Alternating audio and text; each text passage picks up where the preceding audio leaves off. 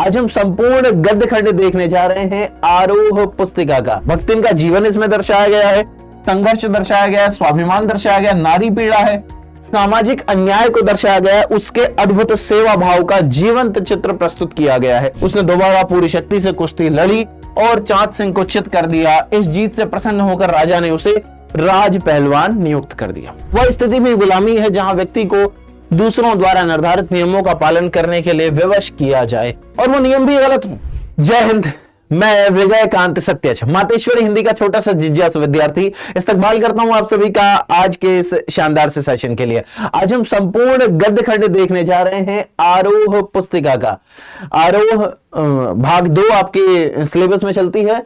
हिंदी आधार वाले, हिंदी कोर वालों के लिए ये वीडियो है। 6 चैप्टर्स हैं, 6 के 6 हम बहुत शानदार तरीके से देखेंगे। आज का व्याख्यान आपकी परीक्षा के लिए बहुत ही ज्यादा महत्वपूर्ण होने वाला है, ये बात तय है। आइए हमेशा की तरह तिरंगे को सलाम करते हुए आज के सेशन की शुरुआत करते हैं। एक बार कमेंट सेक्शन में जय हिंद जरूर लिख दीजिएगा। वीडियो को 2-3 सेकंड के लिए पॉज करके जय हिंद जरूर लिखेंगे। आइए शुरू करते हैं भाई, ठीक है। समय बर्बाद नहीं करेंगे क्योंकि मैं जानता हूं परीक्षा बिल्कुल सामने खड़ी है, दरवाजे पर खड़ी है, तो हमें समय बर्बाद नहीं करना चाहिए और सीधे सीधे अपने टॉपिक पर आना चाहिए। आइए, भक्तिन पाठ का सार, ठीक है जी। सबसे पहले तो लेखिका का नाम आपको पता होना चाहिए। लेखिका के बारे में आपसे नहीं पूछा जाएगा कि जी ये छायावादी कवयित्री थी क्या, या फिर इनके माता का नाम क्या था, पिता का नाम क्या था, इनकी रचनाएं कौन कौन सी हैं, भाई नीरजा इनकी रचना है कि नहीं है, भाई निहार इनकी रचना है कि नहीं है, या अन्य कुछ इनकी रचनाओं इत्यादि से संबंधित प्रश्न नहीं आता है। किसी भी लेखक से संबंधित प्रश्न नहीं आएगा। हमें बस अध्याय को समझना है। वहां बस ये आ सकता है कि लेखक ने इसमें अपने विचार किस अनुसार रखे, कुछ इस तरीके का। कुल मिला के उस अध्याय से संबंधित ही प्रश्न आएगा, अलग प्रश्न नहीं आता। ये बात तो आप लोग क्लियर रख लो, ठीक है जी। बोर्ड परीक्षा में बेहतर लाना है ना, तो बेटा अगर अच्छा किया आपने, अभी भी अच्छा करोगे तो 100 में से 100 लाना भी बहुत कठिन नहीं है। हिंदी में आपके 100 में से 100 आ सकते हैं और मेरी ये आशा है कि आएंगे, ठीक है। मेरे नहीं आ पाए थे, आपके आएंगे। मैं भाई 98 लाया था, ठीक है जी, ये भी बता दूं। पर आप में से कुछ बच्चे ऐसे होंगे जो मुझसे भी बेहतर लेके आएंगे। कुछ गलतियां, वैसे गलती क्या की थी मुझे नहीं पता कि मैंने क्या गलती की थी, मैंने अपने आप में पूरा ही किया था, पर वो कट गए थे, पता नहीं कहां कट गए थे बेटा। लेकिन आपको और पारंगत करेंगे और एक्सपर्ट बनाएंगे, आप पूरे में से पूरे लेके आएंगे, ठीक है जी। आइए देखते हैं भक्तिन पाठ का सार देख रहे हैं। तो भक्तिन महादेवी वर्मा का एक अत्यंत संवेदनशील, मार्मिक और यथार्थपरक संस्मरणात्मक रेखा चित्र है। सबसे पहले तो ये समझिए भक्तिन है कौन। भक्तिन महादेवी वर्मा जी की एक सेविका है, ठीक है जी। ये छायावादी कवयित्री हैं और कॉलेज में पढ़ाती भी हैं, तो ये इनकी सेविका है भक्तिन। भक्तिन का असल नाम क्या था बता पाओगे क्या? जो सवाल पूछ रहा हूं उनके जवाब देने आपने। भक्तिन का वास्तविक नाम, और यहां से प्रश्न आने की संभावना बहुत रहेगी बेटा। इसका वास्तविक नाम क्या था? वास्तविक नाम क्या था बताइए। आपसे प्रश्न आ सकता है कि भक्तिन अपना वास्तविक नाम लोगों को क्यों नहीं बताती थी। इस तरीके के प्रश्न आ सकते हैं, ठीक है जी। तो तैयार रहना आपने ऐसे प्रश्नों के लिए। भक्तिन महादेवी वर्मा का एक अत्यंत संवेदनशील है, मार्मिक और यथार्थपरक संस्मरणात्मक रेखा चित्र है। संस्मरणात्मक रेखा चित्र का मतलब है याददाश्त पर आधारित जो बातें वो उन्होंने लिखी, ठीक है। एक रेखा चित्र लिखा किस आधार पर? संस्मरण के आधार पर, तो हम कहेंगे संस्मरणात्मक रेखा चित्र है। इस रचना में लेखिका ने अपनी सेविका भक्तिन के जीवन, सेविका है भाई, ये जो भक्तिन है ये कौन है? सेविका है। भक्तिन पाठ का नाम क्यों रखा गया? क्योंकि ये सेविका का नाम है। भक्तिन के जीवन, संघर्ष, स्वाभिमान और नारी पीड़ा, ये सारी चीजें देखिए। भक्तिन का जीवन इसमें दर्शाया गया है, संघर्ष दर्शाया गया है, स्वाभिमान दर्शाया गया, नारी पीड़ा है, सामाजिक अन्याय को दर्शाया गया है, उसके अद्भुत सेवा भाव का जीवंत चित्र प्रस्तुत किया गया है। एक तो जब आप उत्तर लिखते हैं, कुछ ऐसे शब्दों को अपने उत्तर लेखन में जोड़ लो, नंबर आएंगे बेटा। जीवंत चित्र प्रस्तुत किया है, इस बात को आप रट लो, याद कर लो। लिखना है, कहीं किसी कवि ने प्रकृति का वर्णन किया हो तो आप ये नहीं कहो कि इस कवि ने यहां प्रकृति का वर्णन किया है, आप कहिए कि प्रकृति का जीवंत वर्णन किया है। कैसा? जीवंत वर्णन, ठीक है। किसी ने, कवि या लेखक ने नारी की स्थिति का वर्णन किया हो तो आप कह दीजिए कि तत्कालीन नारी की स्थिति का जीवंत वर्णन किया है। यह भाषा आपको नंबर दिलाती है। देखिएगा, तो अद्भुत सेवा भाव का भी यहां जीवंत चित्रण है। यह रचना केवल एक सेविका का चित्रण नहीं है, यह केवल एक सेविका का चित्रण नहीं है, बल्कि ग्रामीण स्त्री के शोषण, पुरुष प्रधान समाज की कठोरता और नारी के सहनशीलता का सशक्त दस्तावेज है। ध्यान से देखिएगा, ग्रामीण स्त्री के शोषण का भी इसमें चित्रण हुआ है, पुरुष प्रधान समाज है, भाई जमीन का विवाद भी चलता है, वो वहां से दिखता है कि पुरुष प्रधान समाज है, और नारी की सहनशीलता भी यहां दिखती है। तो इसका सशक्त दस्तावेज है। लेखिका बताती हैं कि भक्तिन का वास्तविक नाम क्या है, लक्ष्मण है। आप लोगों ने कमेंट करके बताया था कि नहीं बताया था, बोलो, बताया था क्या? क्यों भाई मेरे कबूतरों, अरे मेरे कबूतरों बताओ, बोलो मेरे प्यारे प्यारे लाडले कबूतरों, बोलो। लक्ष्मण लक्ष्मी नाम था, पर ये तो गरीब थी।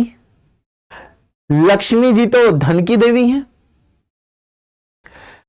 तो इसीलिए तो ये नाम छिपाती थी ना अपना, समझ रहे हो?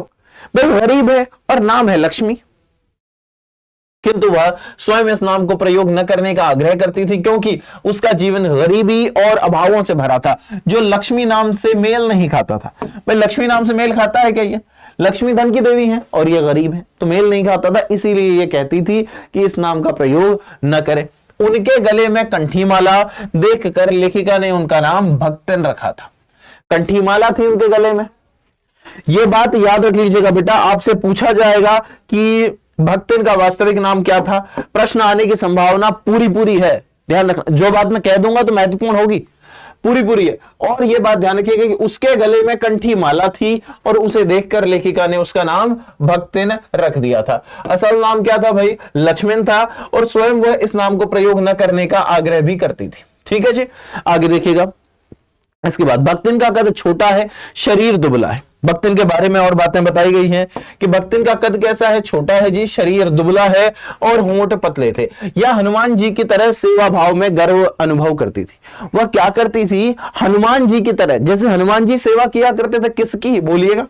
हनुमान जी किसकी सेवा किया करते थे? किसके अनन्य भक्त थे? राम जी के। राम जी के जैसे अनन्य भक्त थे हनुमान जी, वैसे ही भक्तिन सेवा किया करती थी अपनी महादेवी की। देखिएगा, सेवा भाव में गर्व अनुभव करती थी और कहती थी कि वह लेखिका के यहां 50 वर्षों से सेवा कर रही है। क्या कह रही थी? कि लेखिका के यहां कितने वर्षों से सेवा कर रही हैं? 50 वर्षों से। लेकिन 50 से कर नहीं रही थी बेटा, वो गिनती बस उनकी उस अनुसार चलती थी कि यो ही 50 वर्ष कह दिए जाते थे। हाँ, अच्छा खासा समय उन्होंने महादेवी के साथ बिताया था। भक्तिन का अतीत अत्यंत कष्टमय रहा। भक्तिन का अतीत कैसा रहा? तो अत्यंत कष्टमय रहा। वह ऐतिहासिक झूसी गांव के एक प्रसिद्ध, ऐतिहासिक कहां से थी? झूसी गांव के एक प्रसिद्ध सूरमा के इकलौती बेटी थी। ठीक है जी, वहां के सूरमा की इकलौती बेटी थी। उसकी मां के देहांत के बाद, ध्यान रखिएगा, मां का हुआ देहांत, उसकी मां के देहांत के बाद उसका पालन पोषण सौतेली मां ने किया था। मात्र 5 वर्ष की उम्र में उसका विवाह हडिया गांव के गोपालक के पुत्र से कर दिया गया। कोई ये गोपालक थे, उनके पुत्र से कर दिया गया था विवाह। कितनी वर्ष की उम्र में? सिर्फ 5 वर्ष की उम्र में। सिर्फ और सिर्फ 5 वर्ष की उम्र में, ध्यान से देखिएगा, सिर्फ 5 वर्ष की उम्र में उसका विवाह कर दिया गया था। और 9 वर्ष की उम्र में गौना हो गया। 9 वर्ष की उम्र में क्या हो गया जी? गौना हो गया। आगे गौना यानी कि गौना के बाद से फिर ससुराल चली जाती है लड़की। पिता की मृत्यु के समय उसे मायके भेज दिया गया। जब पिता की मृत्यु हुई थी, देखिए माता तो पहले ही गुजर गई, इसका लालन पालन किसने किया? लक्ष्मी नाम था तब इसका। लालन पालन किसने किया था? इसकी सौतेली मां ने। लेकिन जब इसके पिता भी गुजर गए, अब इसकी असल माता भी नहीं है, असल पिता भी नहीं है, तब ये गई थी मायके। पिता की मृत्यु के समय उसको मायके भेज दिया गया, किंतु पिता के वियोग से व्याकुल होकर, वो भी उसी दिन नहीं गई थी जब पिता गुजरे थे, बाद में गई थी भाई, समाचार ही बाद में दिया था, किंतु पिता के वियोग से व्याकुल होकर वह बिना जल पिए ही ससुराल लौट आई। वहां उसने जल तक नहीं पिया और ससुराल लौट आई। आगे देखिएगा, और अपने दुख को तीखे शब्दों में व्यक्त किया। गाली गलौज भी दिया करती थी भाई, यानी कि गाली गलौज से मेरा मतलब है कि जो मन में आता था ये सब कहती थी, भड़क के पूरा गुस्सा निकालती थी। तो ऐसा भी इनका व्यवहार था। ग्रामीण स्त्री हैं और मुंहफट भी कह सकते हैं भक्तिन के सामने, लेकिन अपने हक के लिए कहने वाली है, गलत नहीं कह रही है, लेकिन वो जिस अनुसार कह सकती थी उस अनुसार कहती है। भक्तिन के जीवन का पहला चरण संघर्षों से भरा रहा, परंतु दूसरा चरण भी सुखद नहीं रहा। पहला चरण और दूसरा चरण से क्या मतलब है भाई? विवाह से पहले पहला चरण वह कैसा रहा? संघर्षों से भरा रहा, क्योंकि माता नहीं थी, पिता थे, परंतु पिता ने एक और विवाह कर लिया, तो सौतेली माता आप पाल रही हैं, तो यह अंतर हो जाता। परंतु दूसरा चरण भी सुखद नहीं था। उसके लगातार 3 कन्याएं हुई। ये जो लक्ष्मी थी इसके 3 कन्याएं हुई हैं। अभी ये लक्ष्मी थी, बाद में भक्तिन नाम रख दिया गया। भक्तिन नाम किसने रखा था? तो महादेवी ने रखा था। तो भक्तिन कह लीजिए चाहे लक्ष्मी कह लीजिए, उनकी 3 कन्याएं थी, जिससे सास और जेठानियों ने उसे अपमानित करना शुरू कर दिया। सास ने भी, जेठानियों ने भी। अरे लड़कियां ही लड़कियां हैं, इसकी तो बेटा जनने की औकात तक नहीं है। मतलब ऐसे ऐसे तंज कसे जाते हैं गांवों में, जबकि आप ये जानते हैं कि भाई इसमें पुरुष का तो पूरा पूरा योगदान है कि संतान लड़का होगा या लड़की, लेकिन स्त्री का क्या योगदान है? कोई योगदान नहीं। हालांकि कंट्रोल में वो पुरुष के भी नहीं है। पुरुष ये तो नहीं कर सकता ना कि भाई वो एक्स क्रोमोसोम ही भेजे या फिर वाई क्रोमोसोम ही भेजे, ऐसा तो नहीं कर सकता। लेकिन भाई उस कन्या की तो कोई गलती नहीं थी, पर उस पर ये अपमान के दाग लगने लगे कि अरे इसकी तो लड़कियां ही हैं। घर का सारा श्रम साध्य कार्य वही करती थी, जितनी मेहनत वाले काम होते थे वो लक्ष्मी ही करती थी, या फिर कह लीजिए भक्तिन ही करती थी। चक्की चलाना, पीसना, पकाना, गोबर उठाना, कंडे थापना। जबकि जेठानियां केवल खाती पीती थी। जेठानियां क्या करती थी? एकदम खाती पीती थी, मौज करती थी, मजे आते थे उनके। काम कौन किया करती थी? तो भक्तिन करती थी। भोजन में भी भेदभाव होता था, इसके बावजूद भक्तिन स्वयं को सौभाग्यशाली मानती थी, क्योंकि उसका पति उससे प्रेम करता था और उसे सम्मान देता था। वो क्यों सौभाग्यशाली मानती थी इतनी मेहनत के बावजूद खुद को? क्योंकि उसका पति उससे प्रेम करता था। भाई दुनिया चाहे कितने ही विरोध में हो, लेकिन यदि पत्नी को उसका पति प्रेम करता है तो वो खुश रहेगी कि कम से कम पति तो मेरा अपना है। लेकिन कुछ ही समय बाद इससे वो सुख भी छीन जाता है और इसके पति का भी देहांत हो जाता है। मतलब कितना दुख रहा है इसके जीवन में, समझ के देखो। नाम लक्ष्मी है, पर गरीबी में ही जीवन जी रही है, संघर्षों में ही जीवन जी रही है। ये देखिएगा, पति के प्रेम और साहस के बल पर वह अलग हो गई। अलग हो गई, न्यार होना भी इसे कहता है, मतलब अलग हो जाना, न्यारे हो जाना। इन्होंने अपना अलग घर वर बना लिया, सब चूल्हा चौका अलग कर लिया। अपने ज्ञान और सूझबूझ से उसने संपत्ति का उचित बंटवारा प्राप्त किया। यहां तेज तर्रार थी अपने ज्ञान के हिसाब से। ज्ञान यानी कि ज्ञान कह सकते हैं आप, परेशान मत होइएगा। दरअसल मेरी आदत है ज्ञा पढ़ने की, इसलिए मैं ज्ञा पढ़ता हूं। वो शुद्ध ही मैं बोल रहा हूं, मैं गलत नहीं बोल रहा हूं, पर आप ज्ञा बोल रहे हैं, परेशान मत होइएगा, ठीक है? उसका आपने बिल्कुल भी लोड नहीं लेना। अपने ज्ञान और सूझबूझ से अपनी संपत्ति का उचित बंटवारा प्राप्त किया। दोनों पति पत्नी के परिश्रम से घर में समृद्धि आई। बड़ी बेटी का विवाह धूमधाम से हुआ। जो बड़ी बेटी थी उनका विवाह तो धूमधाम से हुआ। ध्यान से देखिए, 3 बेटियां हुई हैं इनकी, तो बड़ी बेटी का विवाह धूमधाम से हुआ, पर शीघ्र ही पति का देहांत हो गया। ओहो, बड़ा दुखदाई है ये तो। हर स्त्री के लिए दुखदाई होगा ही होगा कि उसके पति का देहांत हो जाए। पर सोच के देखो वो कैसी स्थिति में फंसी हुई है। अभी 2 संतान और हैं उसकी जिनका विवाह करवाना है, लेकिन पति नहीं है। अब वो अकेली हो गई है, निस्सहाय हो गई है। मात्र 29 वर्ष की उम्र में विधवा होने के बाद भी भक्तिन ने पुनर्विवाह से इनकार कर दिया। भक्तिन ने कहा कि मैं पुनर्विवाह नहीं करूंगी। तब सिर्फ उसकी उम्र कितनी थी? 29 वर्ष की थी। हालांकि आज तो 29-30 की उम्र में विवाह हो ही रहे हैं, पर तब उसकी एक लड़की का भी विवाह हो गया था। 2 लड़कियां लगभग विवाह के करीब थी और वो 29 वर्ष की थी। उसने कह दिया मैं विवाह पुनः नहीं करूंगी। उसने सिर मुंडवा कर कंठी धारण कर ली और दोनों बेटियों का विवाह कर दिया। सिर मुंडवा लिया, कंठी धारण कर ली। विधवा पहले से ऐसा ही किया करती थी, यह संस्कार हुआ करता था विधवा के लिए। आज लगभग लगभग ऐसा नहीं होता, लगभग क्या, मेरे ख्याल में अब कम ही ऐसा बचा होगा। ठीक है जी। दोनों बेटियों का विवाह कर दिया। दुर्भाग्य से उसका पीछा नहीं छोड़ा, दुर्भाग्य ने भाई उसका पीछा नहीं छोड़ा, जो उसका गलत भाग्य चल रहा था उसने उसका पीछा नहीं छोड़ा। उसकी बेटी भी विधवा हो गई, उसकी बेटी भी विधवा हो गई भाई। एक तो खुद विधवा, बेटी का विवाह हुआ, बेटी भी विधवा हो गई, उसके भी पति का देहांत हो गया। रिश्तेदारों ने संपत्ति हड़पने के लिए षड्यंत्र रचा और बेटी का जबरन पुनर्विवाह कराने का प्रयास किया। बेटी नहीं चाहती थी विवाह करना उससे, लेकिन जबरदस्ती हुआ। पंचायत ने अन्यायपूर्ण निर्णय सुनाया। यह अपमान भक्तिन सहन नहीं कर सकी, ऊपर से लगान न दे पाने के कारण जमींदार ने कड़ी धूप में खड़ा रखा। यह अंतिम अपमान था जिसने उसे गांव छोड़ने पर मजबूर कर दिया। यहां वह गांव छोड़ने पर मजबूर हो गई। जीवन के अंतिम चरण में वह घुटी हुई चांद मैली धोती कंठी पहने लेखिका के पास नौकरी की तलाश में पहुंची। वह कैसे पहुंची भाई? उसने मैली पहनी थी धोती, कंठी माला पहनी थी, ठीक है जी, और नौकरी मांगने पहुंची है महादेवी के पास। लेखिका के यहां उसने अपने धार्मिक नियमों के अनुसार जीवन व्यतीत किया। वह छूत पाक मानती थी। क्या मानती थी? छूत पाक, यानी कि यदि कहीं पर खाना बन रहा है, चूल्हे पर खाना बन रहा है, तो कोई छुएगा नहीं उसे। ग्रामीण भोजन बनाती थी और शहर के चमक धमक से स्वयं को दूर रखती थी।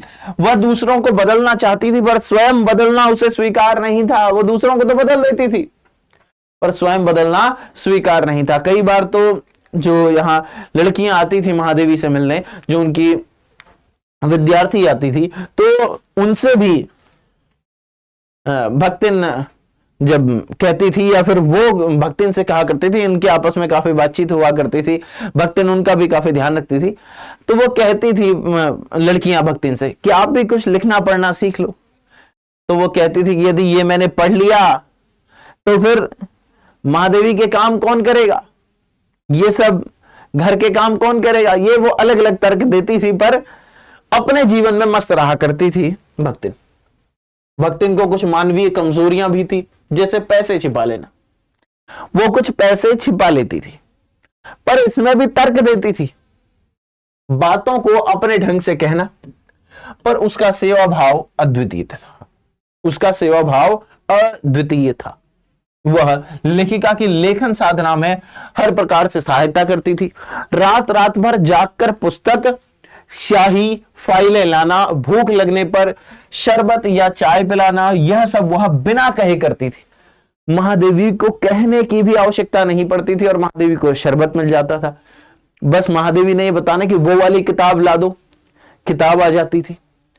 अब वो पढ़ के नहीं बता सकती है कि ये वाली किताब ला दो। महादेवी कहेंगे हाँ ये नीले वाले के बगल में जो ये थोड़ी बड़ी वाली, हाँ ये जो लाल वाली किताब है ये वाली ला दो, कुछ ऐसे बताती होंगी। लेखिका मानती हैं कि उनके और भक्तिन के बीच स्वामी सेवक का संबंध नहीं है। क्या मानती है लेखिका?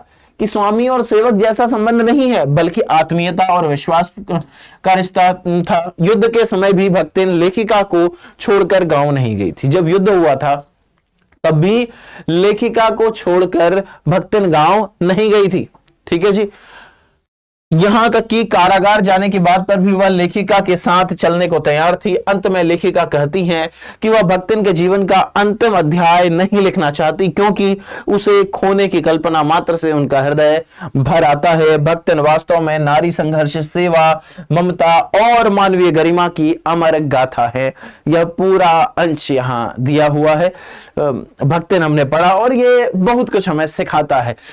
एक बात बताऊं, आपके नंबर तब बहुत अच्छे आते हैं जब आप पढ़ते हैं किसी भी साहित्य को और आप ये सोच के पढ़ते हैं, अरे वाह यार क्या लिख दिया, क्या गजब, क्या कहने। ये वाला भाव जब आता है ना, फिर ऐसा लगता है कि उत्तर प्रवाहित हो रहे हैं। हम लिख नहीं रहे उत्तरों को, उत्तर अपने आप ही हमारी जिह्वा से प्रवाहित हो रहे हैं और हम उत्तर पुस्तिका में अंकित करते जा रहे हैं। ऐसा हो जाता है। आगे देखिएगा कि अगला पाठ है बाजार दर्शन और लेखक हैं ज्ञानेंद्र कुमार, ठीक है जी। बाजार दर्शन। आप लोग जब बाजार में जाते हैं या किसी मॉल इत्यादि में जाते हैं तो आपने क्या ऐसा देखा है किसी सामान्य दुकान को कंपेयर कर सकते हैं या मॉल्स को कंपेयर कर सकते हैं। मतलब मैं सामान्य दुकान भी इसलिए कह रहा हूं, समझा मैं अच्छा मॉल से ही पाऊंगा, ये चीज मॉल में ही ज्यादा दिखती है। पर मुझे लग रहा है कि क्या पता मुझ जैसे भी कुछ विद्यार्थी हों ऐसे जो बिल्कुल देहात से हों, एकदम गांव से हों। मॉल मैंने 12वीं पास करने के 2-3 साल बाद देखे थे पहली बार कि अच्छा ऐसे मॉल होते हैं, तब मुझे पता लगा कि अच्छा ऐसा भी होता है, वरना हम तो परचून की दुकान से सामान लेने वाले। तो दोनों आप मान के चलिएगा, ठीक है। तो होता क्या है कि जो लुभावना सामान होता है वो सामने रखा जाता है। महिलाओं के कपड़े, छोटे बच्चों के कपड़े वो ग्राउंड फ्लोर पर रखे जाते हैं और पुरुषों के कपड़े सेकंड या थर्ड फ्लोर पर रख दिए जाएंगे। क्यों? क्योंकि पुरुष वही लेगा जो उसकी जरूरत का है, और जब वो लेगा तो फिर आएगा लेने और लेके ही जाएगा। लेकिन महिलाएं और बच्चे, उन पर शायद ज्यादा असर पड़ जाता है बाजार का, और वो लालच में आ जाते हैं कि अरे कितना अच्छा सूट है, ये ले लेती हूं। ऐसे बच्चे कह रहे हैं पापा पापा पापा वो वाली ड्रेस दिला दो ना। पापा को दिलानी पड़ रही, लेकिन पापा के जेब में पैसे होते हुए भी पापा को पता है कि यार महीने का खर्चा चलाना कठिन हो रहा है, इतनी ईएमआई कटनी है, ये होना है, वो होना है, घर बनाना है, गाड़ी लेनी है, या ये यहाँ का खर्चा है, उसके देने हैं, बहुत कुछ चल रहा है। उनके जेब में पैसे होते हुए भी वो अपने लिए कुछ नहीं ले रहे। इसीलिए मेल्स के कपड़े सबसे ऊपर रखे जाते हैं। जब आप मॉल्स में कभी जाते हैं तो आप देखिएगा कि जो टॉफी, बिस्किट, मैगी, कुरकुरे, ये वो इस तरीके के जो फैंसी आइटम है, पीनट बटर रखा होगा, काजू, किशमिश, बादाम, पिस्ता, वो शुरुआत में मिल जाएगा आपको। ऐसी ऐसी चीजें, सुगंधित करने वाली चीजें मिलेंगी। लेकिन आटा, चावल, दालें वो सबसे लास्ट में होती हैं। क्यों? क्योंकि भाई वहां तो तुमने लेना ही लेना है, आटे के बिना काम चलेगा नहीं, चावल के बिना काम चलेगा नहीं, लेकिन बाकी चीज जो तुम्हारी नहीं भी जरूरत थी वो भी तुम लेके आ जाओगे। क्या आपने कभी ऐसा महसूस किया कि बाजार गए थे एक चीज लेने और 3 चीज लेके आ गए? और कभी कभी तो ऐसा होता है कि 3 चीज ऐसी लेके आए हैं जिनका उस एक चीज से कोई ताल्लुक नहीं है जो हम लेने गए थे, वो तो वहां जाके भूल ही गए कि हम लेने क्या गए थे। ऐसा हो जाता है। यही है बाजार दर्शन, यही है बाजार का जादू।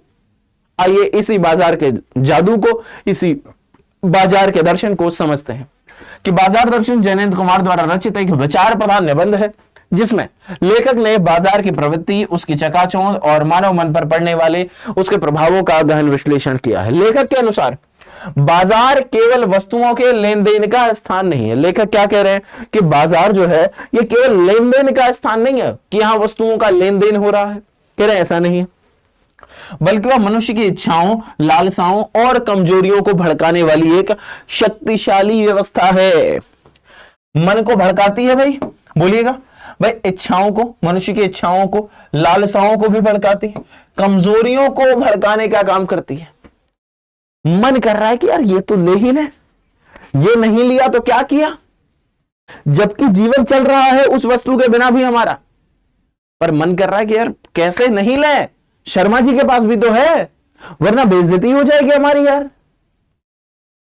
देखिएगा, यदि मनुष्य विवेक और संयम के साथ अपनी वास्तविक आवश्यकताओं को समझकर बाजार में जाए तो वह बाजार से लाभ उठा सकता है। तो वो क्या कर सकता है? बाजार से लाभ उठा सकता है, यदि वो केवल वो वस्तुएं लेने जाए जो उसकी वास्तविक उपयोग की हैं, जो उसकी जरूरत की वस्तुएं हैं। लेकिन यदि वह बिना आवश्यकता तय किए बाजार की चमक धमक में फंस जाए, उसने आवश्यकता तय ही नहीं की कि मैंने लेना क्या है बाजार जाके, वह गया और बाजार से कुछ कुछ कुछ कुछ लेके आ गया, फिर उस कुछ कुछ कुछ कुछ में वो इतनी फालतू की चीजें ले आएगा जिनका कोई मतलब नहीं था, तो बाजार उसे असंतोष, तृष्णा और ईर्ष्या से भर देती है। जब वो बाजार में ऐसे ही चला जाए चमक धमक का जादू देखने, तो बाजार उसे क्या कर देती है, कैसे भर देती है? असंतोष से भर देती है। उसके मन के भीतर असंतोष आ जाता है कि यार ये भी तो होना चाहिए मेरे पास। तृष्णा और ईर्ष्या, वितृष्णा कहिए इसे, वितृष्णा, ठीक है जी, यानी कि इच्छा और ईर्ष्या, यानी कि जलन का भाव होने लगता, और इसके पास ये है, मेरे पास तो है ही नहीं, जलन भी बाजार से आने लगती। लेखक अपने एक परिचित मित्र का उदाहरण देते हैं जो अपनी पत्नी के साथ आवश्यक सामान लेने बाजार गया था, लेकिन बाजार के आकर्षण में आकर उसने अपना अधिक गैर जरूरी सामान खरीद लिया। बाजार का आकर्षण देखा, जो गैर जरूरी सामान था ना वो तो खरीद लिया, लेकिन जो जरूरी सामान था उसका क्या हुआ देखिएगा, कि घर लौटने के लिए रेल टिकट तक के पैसे नहीं बचे। ओए होए, आज भी हो जाता है कई बार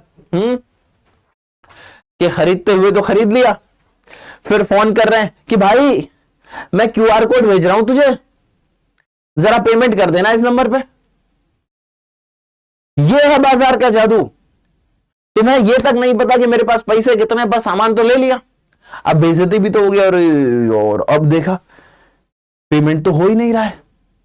तुरंत कहा भैया वो कुछ सर्वर डाउन चल रहा है, मैं कर रहा हूं बस। उतनी देर में क्यूआर कोड भेज दिया, या अपना नंबर तुरंत भेजा कि भाई भाई भाई भेजना, मेरे में भेजना, हाँ 5,000 रुपए भेजने मेरे अकाउंट में। बाजार का जादू चल रहा है। तो गैर जरूरी सामान भी खरीद दिया, और घर लौटने के लिए रेल टिकट तक के पैसे नहीं थे। इस प्रसंग के माध्यम से लेखक यह स्पष्ट करते हैं कि आज के समय में पैसा ही शक्ति का प्रतीक है। पैसा पावर, पैसा ही क्या है, शक्ति का प्रतीक है, जिसे परचेजिंग पावर कहते हैं। क्या होती है ये परचेजिंग पावर? पैसे में कैसी पावर होती है? परचेजिंग पावर, किसी भी चीज को खरीदने की पावर। अर्थात जितना अधिक पैसा होगा उतना ही अधिक वस्तुएं खरीदी जा सकती हैं, चाहे वे जरूरी हो या ना हो। क्या जरूरी चीजें ही खरीदते हैं हम लोग? शायद जरूरी तो खरीदते हैं, पर गैर जरूरी भी बहुत सारी खरीद लेते हैं। आगे देखिएगा, कुछ लोग इस शक्ति का प्रदर्शन करने में आनंद लेते हैं कि देखो मैं तो यह खरीद सकता हूं, देखो मैं तो यह खरीद सकता हूं, शक्ति का प्रदर्शन। जबकि समझदार लोग संयम और बुद्धि से पैसे का उपयोग करते हैं। समझदार लोग क्या करते हैं? संयम से, बुद्धि से पैसे का उपयोग करते हैं। लेखक बताते हैं कि नजर लगा रहे तुम, अच्छे व्यक्ति नहीं हो भाई, मतलब मैं तुम्हें पढ़ाता हुआ ठीक नहीं दिख रहा हूं? देखो आंखें चढ़ गई मेरी, जैसे मैंने कुछ कुछ सेवन कर लिया हो। देखो लेखक बताते हैं कि बाजार का स्वभाव ही ग्राहकों को आकर्षित करना है। बाजार का स्वभाव ही क्या है? ग्राहकों को आकर्षित करना। वैसे ये शब्द आकर्षित की जगह आकृष्ट सही होता है, आकृष्ट।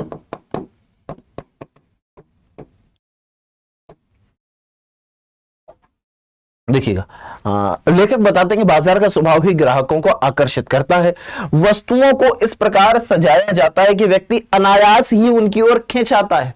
सजा सजा के वस्तुएं रखी जाती हैं ताकि व्यक्ति खरीद ही ले, न भी जरूरत हो तो तब भी खरीद ले। जैसे ही कोई व्यक्ति बाजार में प्रवेश करता है, उसकी आंखों और मन पर बाजार का जादू काम करने लगता है। यदि व्यक्ति के पास पैसा है और मन पर नियंत्रण नहीं है तो वह आसानी से बाजार के जाल में फंस जाता है। जब पैसा नहीं है तो तब यह जादू उतना नहीं चलता, क्योंकि पैसा ही नहीं है, खरीदें कहां से। लेकिन जब पैसा भी है तो तब जादू चल जाता भाई। देखिएगा, तो वह आसानी से बाजार के जाल में फंस जाता है। इसके विपरीत लेखक अपने एक अन्य मित्र का उदाहरण देते हैं जो चांदनी चौक जैसे बड़े बाजार में घूमकर भी बिना कुछ खरीदे लौट आए। उनका कहना था कि बाजार की हर वस्तु उन्हें आकर्षित कर रही है। क्या कहा उन्होंने? एक मित्र हैं, चांदनी चौक गए, चांदनी चौक जैसे बड़े बाजार में घूमकर भी बिना कुछ खरीदे वापस लौट आए।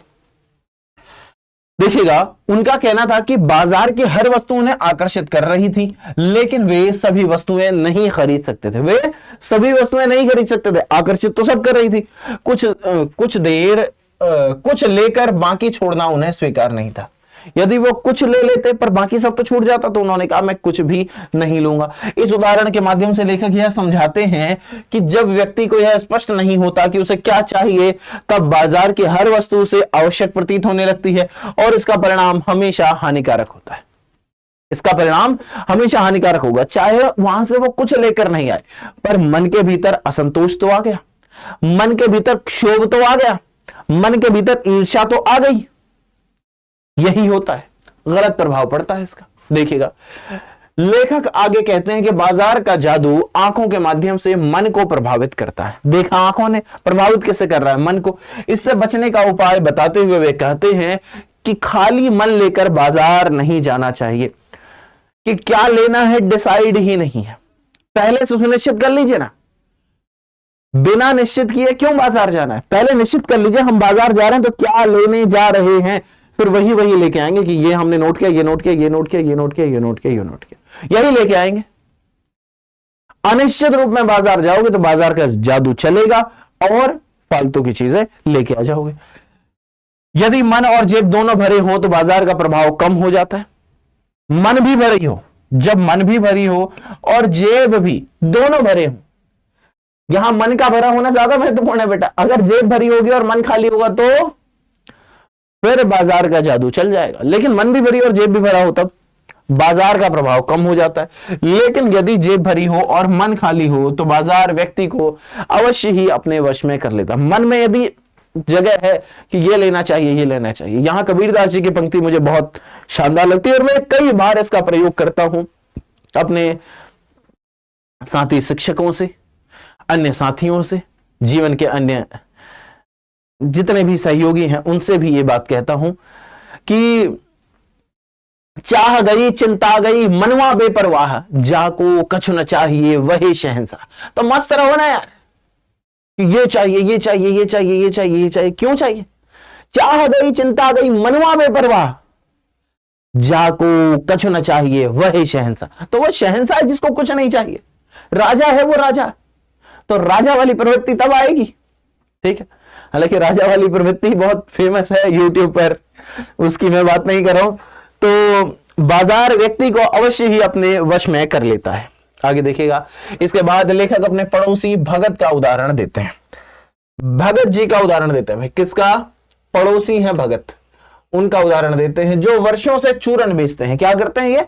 चूरन बेचते हैं। इनका मन पर पूरा पूरा नियंत्रण है, ये मन के वश में नहीं होते, मन को अपने वश में कर रखा है।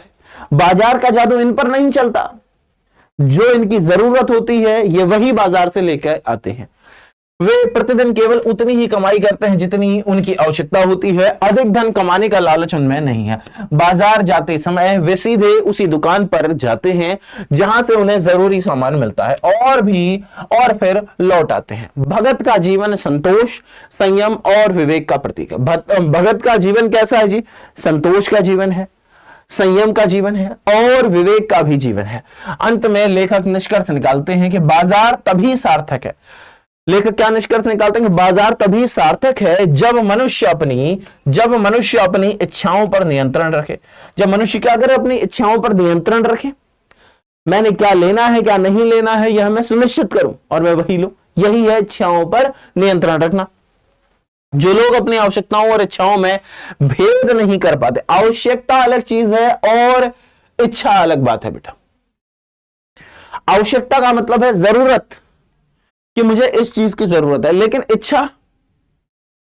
इच्छा कुछ भी हो सकती है भाई।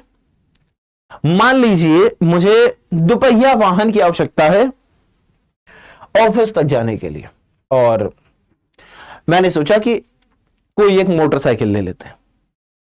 मोटरसाइकिल कोई भी ली जा सकती है, स्प्लेंडर और शाइन, ऐसे मतलब जो बहुत महंगी मोटरसाइकिल नहीं है वो।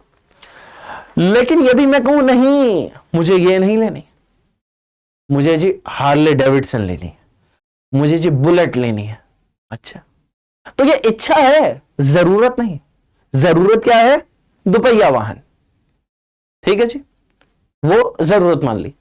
और किसी के लिए जरूरत अलग हो सकती है, किसी के लिए जरूरत अलग हो सकती है। जरूरत भी भिन्न भिन्न हो सकती है व्यक्ति व्यक्ति के अनुसार। आगे देखिएगा, इच्छाओं में भेद नहीं कर पाते वे बाजार का सही उपयोग नहीं कर पाते हैं।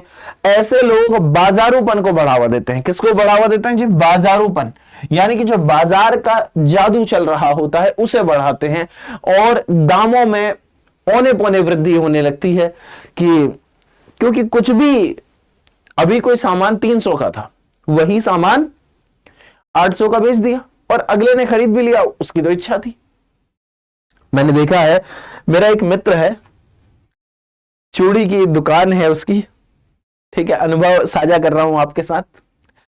तो जो वो लिपस्टिक आती हैं महंगी वाली, लैक्मे वगैरह की, तो शायद वो 700-800 रुपए की ऐसी कुछ थी, या हो सकता है इससे महंगी वाली हो, लेकिन उस समय जो हम बात कर रहे थे वो 800 रुपए वाली थी। तो उसने यही कहा, जो कस्टमर थी, एक कोई मैडम कस्टमर थी, यानी कि कोई महिला थी कस्टमर थी, तो वो कहा कि रोजी पर बैठा हूं, एकदम असल माल है, ओरिजिनल माल लाया हूं मैडम। ऐसे जब बेच दिया करीब 800 कुछ रुपए का, 820 के आसपास ऐसा। उसके बाद मैंने पूछा कि भाई ये बताओ, ये खरीद कितने रुपए की पड़ती है तुम्हें इसमें, और कितने का मुनाफा हो जाता है? तो कह रहा 17 रुपए की खरीद है और बाकी मुनाफा है। मैंने कहा पर तुम तो कहते रोजी पे बैठा हूं कि ये ओरिजिनल है। यार रोजी में करना पड़ता है, पर अगले ने खरीदा। ये धीरे धीरे यही फिर बाजारोपन में बढ़ता है, जिससे छल कपट स्वार्थ का विस्तार होता है। छल कपट भी तो बढ़ा ना, स्वार्थ का भी विस्तार बढ़ा। आगे देखिएगा, सद्भावना से रहित बाजार मानवता के लिए विडंबना है। सद्भावना से रहित बाजार, जिसमें सद्भावना ना हो, ऐसा बाजार मानवता के लिए विडंबना है। ऐसा अर्थशास्त्र अंततः अनीति का शास्त्र बन जाता है। ऐसा अर्थशास्त्र जो बाजारूपन को बढ़ावा देगा, जो अनैतिकता को बढ़ावा देगा, तो वो कैसा बन जाएगा? अनीति का शास्त्र बन जाता है। ठीक है जी। अगला पाठ है, काले मेघा पानी दे। काले मेघा पानी दे, पानी दे गुड़धानी दे, काले मेघा पानी दे। देखिएगा, लेखक हैं धर्मवीर भारती। आइए समझते हैं इस अध्याय को। बहुत शानदार सा अध्याय है कि काले मेघा पानी दे। ध्यान से देखिएगा बेटा, बारिश नहीं हो रही है, तो ये जो मेढक मंडली है, या फिर इंद्रसेना कह लीजिए, दोनों ने अलग अलग नाम रखे हैं, मतलब है एक ही, बच्चों का समूह एक ही है। कुछ लोग उसे मेढक मंडली कह रहे हैं, कुछ लोग उसे कह रहे हैं इंद्रसेना।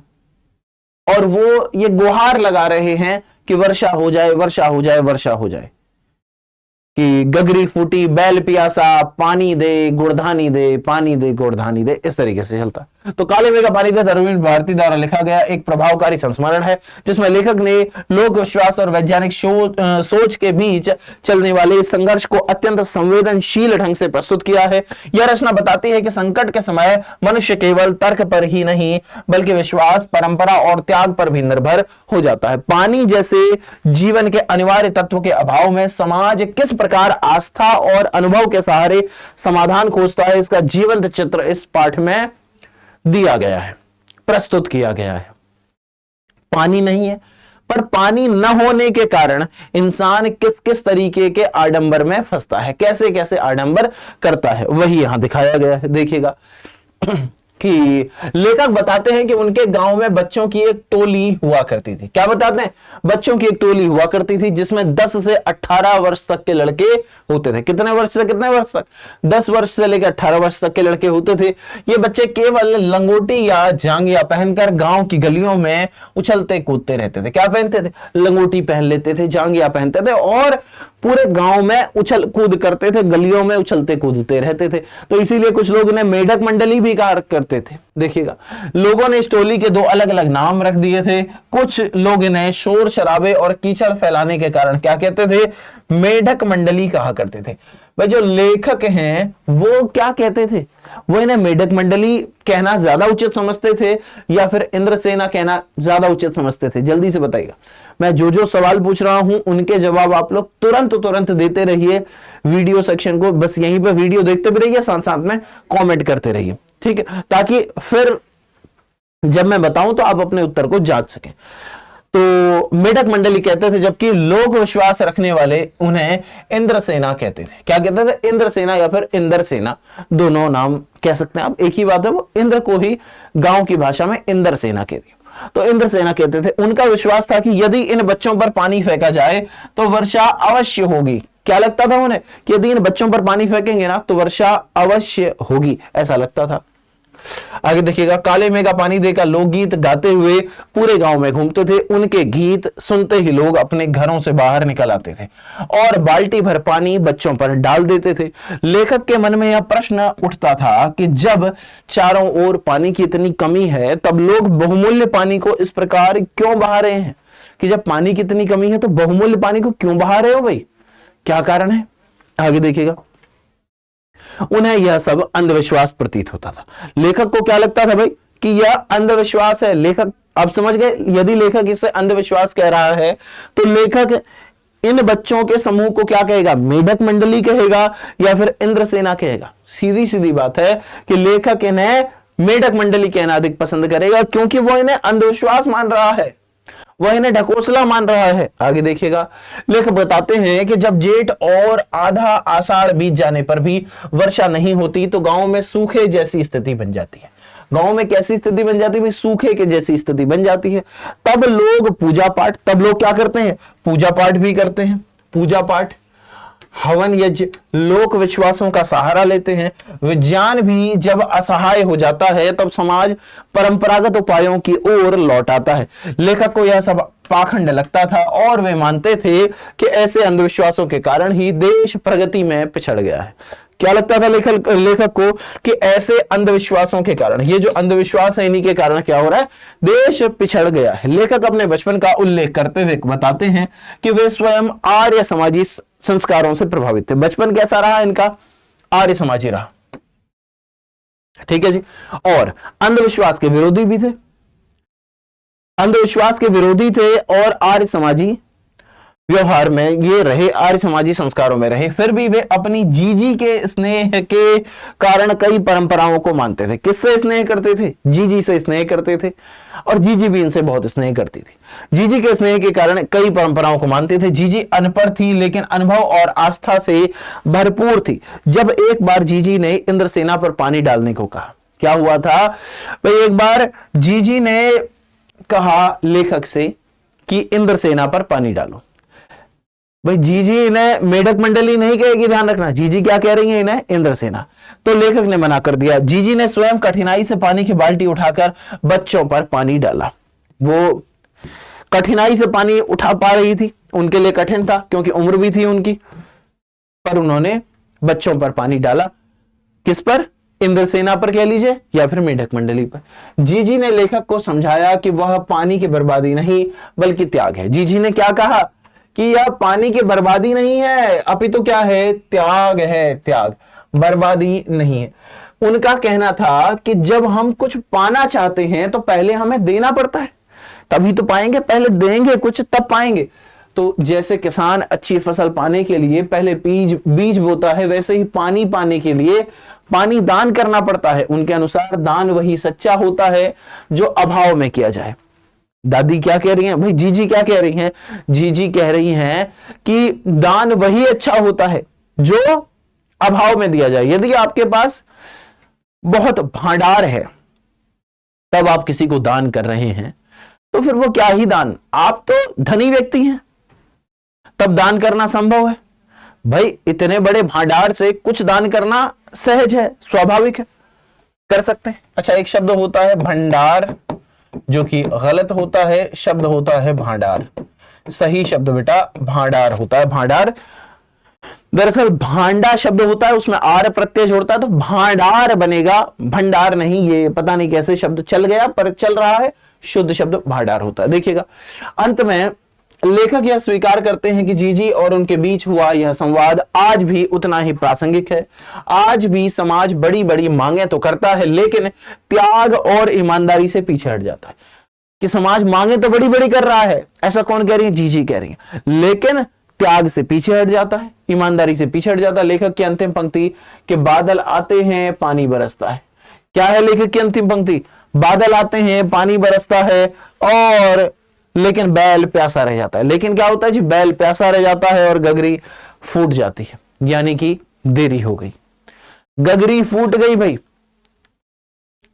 अगर गगरी फूट गई तो पानी कहां इकट्ठा करेंगे?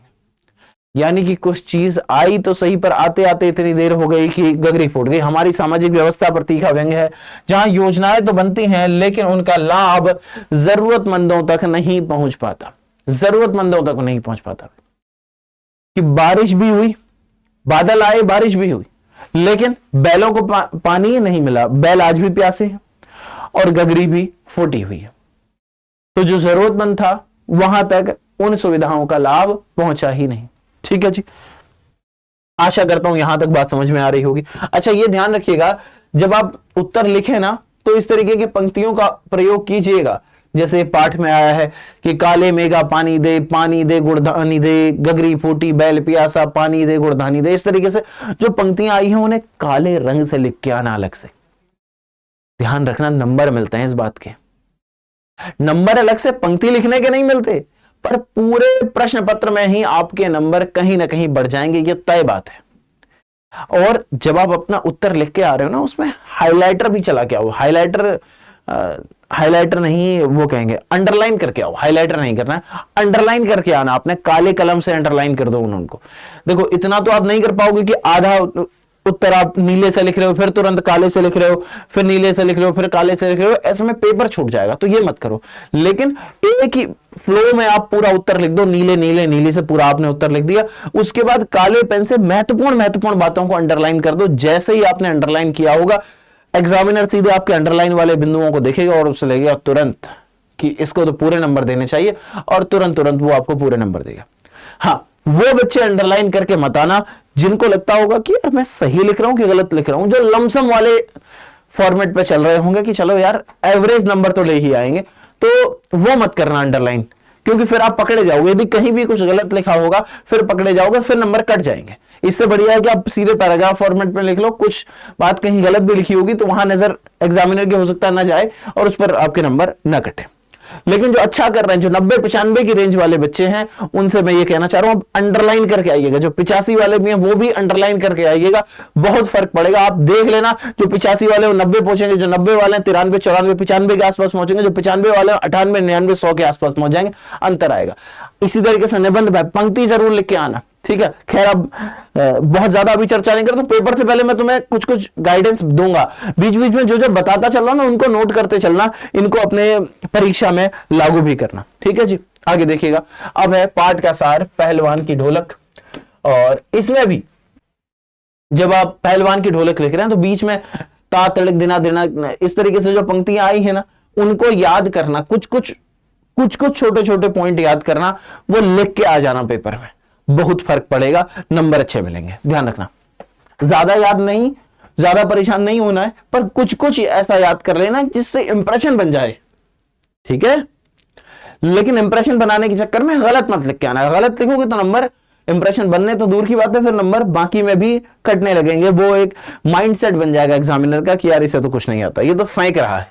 देखिए, पहलवान की ढोलक फणीश्वर नाथ रेणु द्वारा लिखित एक अत्यधिक मार्मिक और प्रभावशाली कहानी है, जिसमें ग्रामीण जीवन, लोक संस्कृति, मानवीय संघर्ष और जिजीविषा का सजीव चित्रण है। मैंने कहा ना, सजीव चित्रण है, ऐसी भाषा का प्रयोग कीजिए, ये बहुत नंबर बढ़ाती है।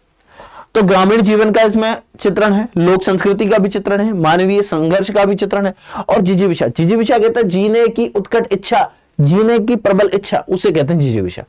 इस कहानी में लेखक ने यह दिखाया है कि विपरीत परिस्थितियों में भी आशा और साहस मनुष्य को जीवित रहने की शक्ति देते हैं। विपरीत परिस्थिति में भी क्या होता है कि जो आशा है और साहस है, ध्यान से देखिएगा, आशा और साहस मनुष्य को जीवित रहने की शक्ति देते हैं। ढोलक की आवाज यहां केवल एक वाद्य की ध्वनि नहीं है। जो ढोलक की आवाज है, ढोलक, वो केवल वाद्य की ध्वनि नहीं है, बल्कि क्या है, जीवन संघर्ष और मृत्यु को चुनौती देने का प्रतीक भी है। भाई, जीवन का संघर्ष है और मृत्यु को चुनौती भी तो दे रहे ना भाई। इतनी मौतें हो रही थी आसपास, अकाल पड़ा हुआ था, भूखमरी छाई हुई थी, लेकिन वैसी स्थिति में भी पहलवान ढोलक बजाता रहता है। उसके पुत्रों का तक देहांत हो जाता, तब भी वो अपने ढोलक बजाने को नहीं छोड़ता है। तो ये जिजीविषा को दर्शाता है ना। ये मृत्यु की छाती पर हम झंडा गाड़ रहे हैं कि नहीं गाड़ रहे हैं? हम डर रहे हैं क्या मृत्यु से? नहीं डर रहे हैं। यही तो है पहलवान। जीवन संघर्ष और मृत्यु की चुनौती का प्रतीक बन जाती है। इस पंक्ति को यदि आप लिख के आ गए पेपर में तो बहुत फर्क पड़ेगा। देखिएगा कि ढोलक की आवाज यहां केवल एक वाद्य की ध्वनि नहीं है। ऐसी पंक्ति यदि उत्तर में आ गई तो उत्तर बहुत ही प्रभावशाली हो जाएगा, बल्कि जीवन संघर्ष और मृत्यु को चुनौती देने का प्रतीक बन जाती है। आगे देखिएगा कहानी की शुरुआत। कहने के कहानी की शुरुआत में लेखक बताते हैं कि जाड़े के मौसम में गांव में भयानक महामारी फैली हुई थी। ध्यान से देखिएगा, महामारी फैली हुई थी। मलेरिया और हैजे के कारण गांव में चारों ओर मौत का साया मंडरा रहा था। रातें अत्यंत डरावनी और काली लगती थी। चारों तरफ सन्नाटा छाया रहता था। केवल सियारों और उल्लुओं की आवाजें सुनाई देती थी। कभी कभी किसी बीमार व्यक्ति की कराह या किसी बच्चे की मां को पुकारती हुई कमजोर आवाज उस सन्नाटे को चीर देती थी। गांव की स्थिति इतनी भयावह थी कि बाहर से कोई व्यक्ति सहायता करना भी चाहता तो महामारी के डर से आगे नहीं बढ़ पाता। ऐसी निराशाजनक और भयभीत करने वाली रातों में केवल एक चीज थी जो उस सन्नाटे को तोड़ती थी, पहलवान की ढोलक। सन्नाटे को कौन तोड़ती थी भाई? तो वो थी पहलवान की ढोलक। आगे देखिएगा, यह ढोलक संध्या से लेकर प्रातः काल तक एक ही लय में बजती रहती थी। उसकी आवाज गांव में फैलकर लोगों के टूटते मनोबल को संभालने का काम करती थी। यह ढोलक लुट्टन सिंह नामक पहलवान बजाता था। पहलवान का नाम क्या है? तो ध्यान रखिएगा, लुट्टन सिंह। पहलवान का नाम क्या भाई? लुट्टन सिंह नामक पहलवान बजाता था, जिसकी ढोलक मानव मृत्यु को खुली चुनौती देती थी। किसको चुनौती देती थी भाई?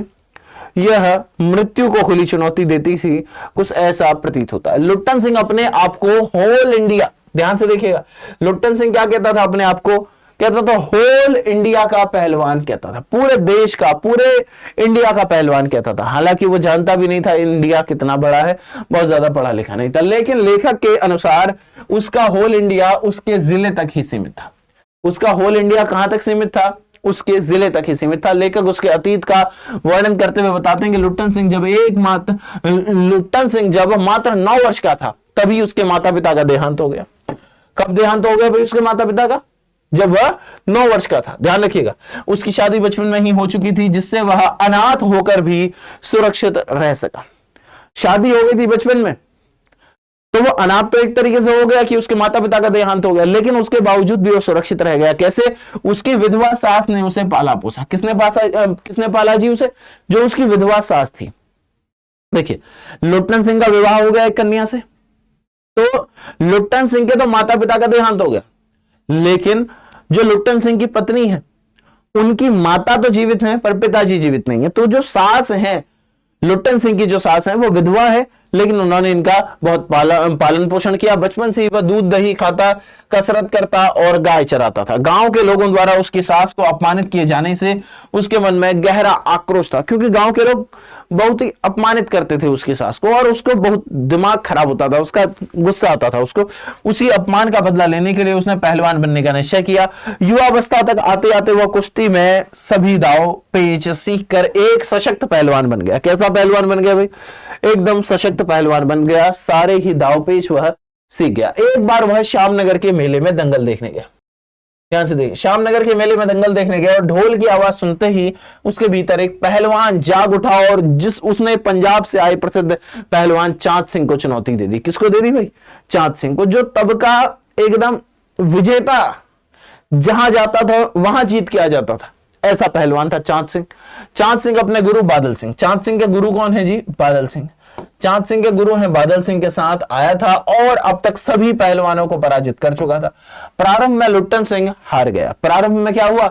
लुट्टन सिंह भाई हार गया, लेकिन ढोलक की थाप को अपना गुरु मानकर उसने दोबारा पूरी शक्ति से कुश्ती लड़ी और चांद सिंह को चित कर दिया। इस जीत से प्रसन्न होकर राजा ने उसे राज पहलवान नियुक्त कर दिया। कैसा पहलवान भाई? राज पहलवान। अब राज पहलवान है तो राजमहल में ही उसके रहने की व्यवस्था कर दी जाएगी भाई। रहने, खाने इत्यादि सारी व्यवस्थाएं राज्य के द्वारा हो जाएंगे, राजा ही व्यवस्थाएं वो कर देंगे। राजा के संरक्षण में लुट्टन सिंह को अच्छा भोजन, कसरत, सम्मान मिला। उसने अनेक नामी पहलवानों को हराया और लगभग 15 वर्षों तक अजेय रहा, परंतु धीरे धीरे वह केवल राजदरबार की शान बनकर रह गया। राजा की मृत्यु के बाद नए राजा ने कुश्ती में रुचि न लेने के कारण लुट्टन सिंह को दरबार से निकाल दिया। पुराने राजा जी को तो लग रहा था कि पहलवानी अच्छी है, उन्हें पहलवानी में आनंद आ रहा था, लेकिन जो राजकुमार अब राजा बन गया नया, उसको कुश्ती में कोई रुचि नहीं है, तो उसने इन्हें बाहर कर दिया।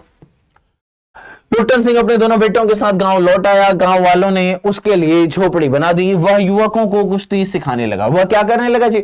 युवकों को कुश्ती सिखाने लगा, लेकिन गरीबी के कारण वह व्यवस्था अधिक समय तक नहीं चल सकी। वह अपने बेटों को ढोलक की थाप पर कुश्ती सिखाने लगा। बेटे दिन में मजदूरी करते और शाम को अभ्यास करते थे। बेटे क्या करते थे भाई? दिन में करते थे मजदूरी और शाम में करते थे अभ्यास। इसी बीच गांव में सूखा पड़ गया और महामारी ने फिर से विकराल रूप धारण कर लिया।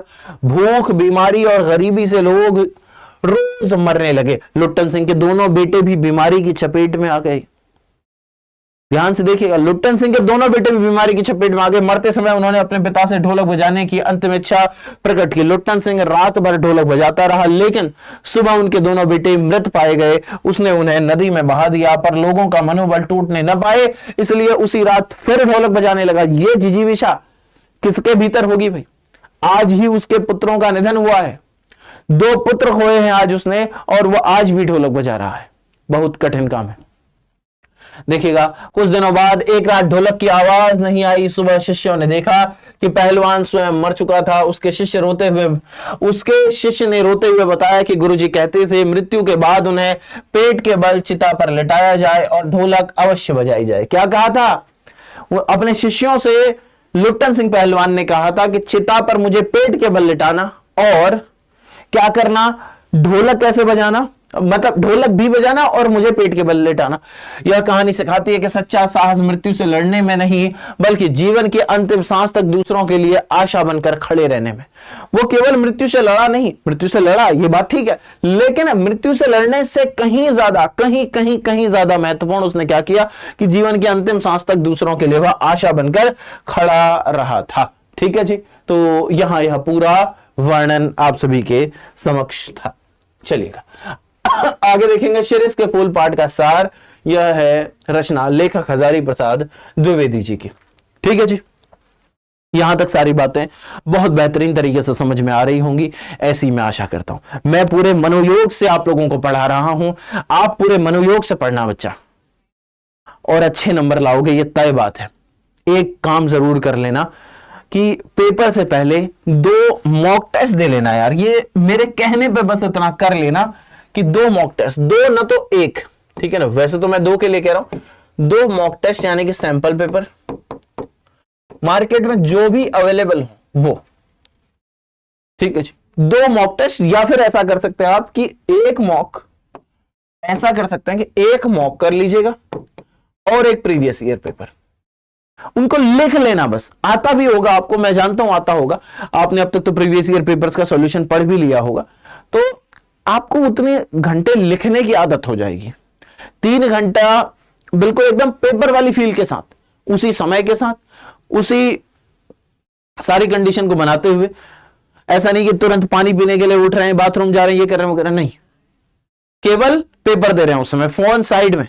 एक तो रील्स देखना अभी बंद कर दो बेटा, रील्स देखना, शॉर्ट्स देखना, और ये यूट्यूब जो भी चीजें हैं ये फालतू की, इन्हें बंद कर दो। सिर्फ अपने लेक्चर देखो और काम से काम रखो, फालतू की चीजें नहीं।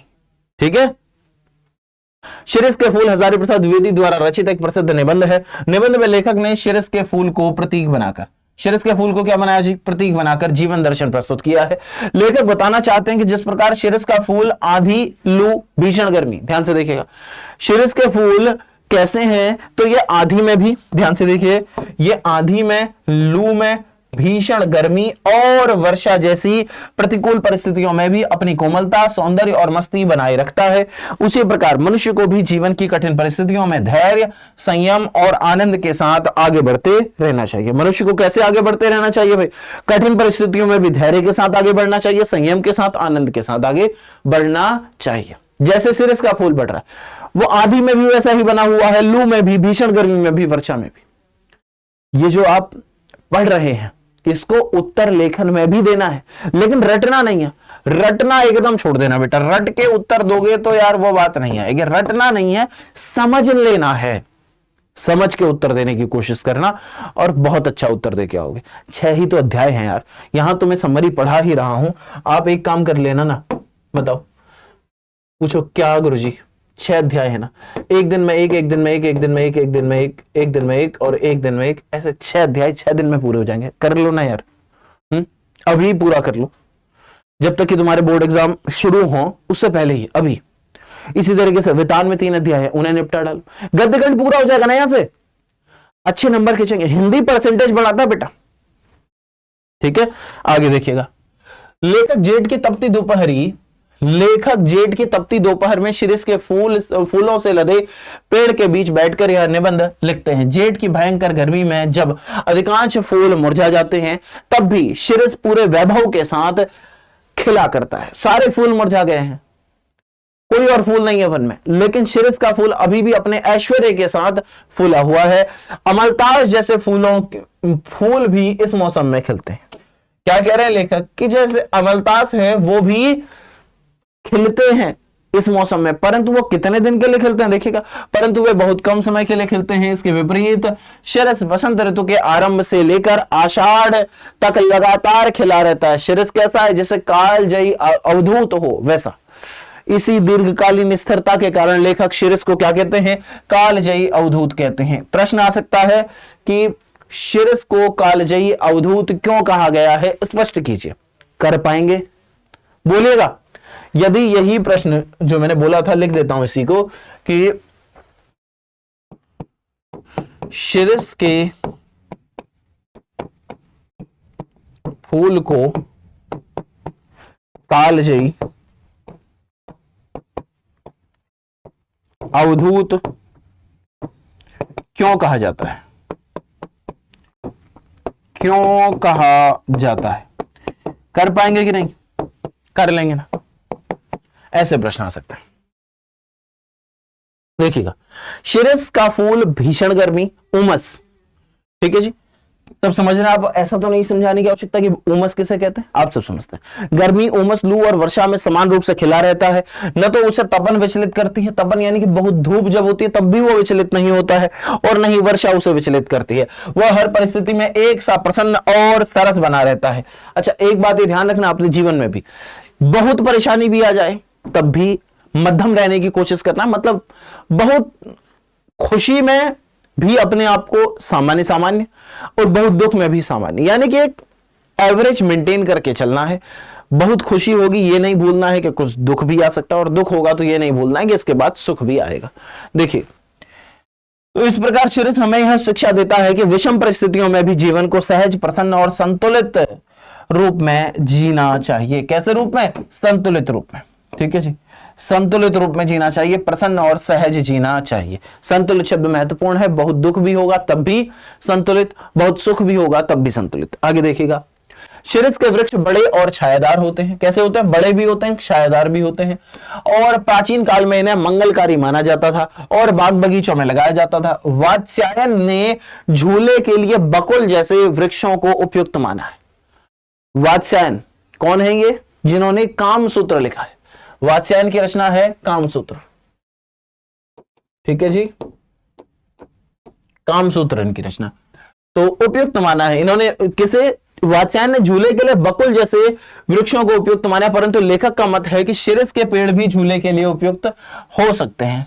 लेखक ने क्या कहा है कि बकुल ही नहीं, भाई वात्स्यायन ने तो कामसूत्र में बकुल के वृक्ष को झूले के लिए उपयुक्त कहा है, लेकिन लेखक कह रहे हैं, लेखक हजारी प्रसाद द्विवेदी जी कह रहे हैं कि शिरीष के फूल भी तो, शिरीष के पेड़ भी तो झूले के लिए उपयुक्त हो सकते हैं, भले ही इसकी डालियां कमजोर हों, परंतु झूलने वाले बच्चों और किशोरियों का भार अधिक नहीं होता। कह रहे हैं झूला कौन झूलता है, बच्चे झूलते हैं, उनका भार तो बहुत ज्यादा नहीं होता है, और किशोरियां झूलती हैं, उनका भार भी बहुत अधिक नहीं होता है।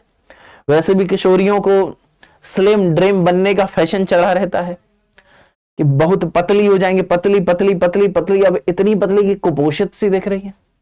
मतलब है, कोई व्यंग नहीं करना चाह रहा हूं, उस रूप में मत समझिएगा, पर हाँ खाइए पिए यार, ये सब डाइटिंग फाइटिंग, इस रूप में डाइटिंग नहीं कि आप, अच्छा कल को तब बाद में भी, अभी भी ध्यान रखिएगा, फैट कम करने के लिए न खाना अच्छा नहीं है, खाइए संतुलित खाइए, ठीक है ना। तो ये एक भ्रांति रहती है। आगे देखिए, बच्चों और किशोरियों का भार अधिक नहीं होता। संस्कृत साहित्य में शिरस के फूल को अत्यंत कोमल माना गया है। महाकवि कालिदास ने कहा है कि शिरस के फूल केवल भंवरों के पैरों का भार सह सकते हैं, पक्षियों का नहीं। महाकवि कालिदास क्या कहते हैं? शिरस के फूल किसका भार सह सकते हैं भाई? केवल और केवल भंवरों के, जो भ्रमर होते हैं, उनका ही पैरों का भार सहन कर सकते हैं, पक्षियों के पैरों का नहीं।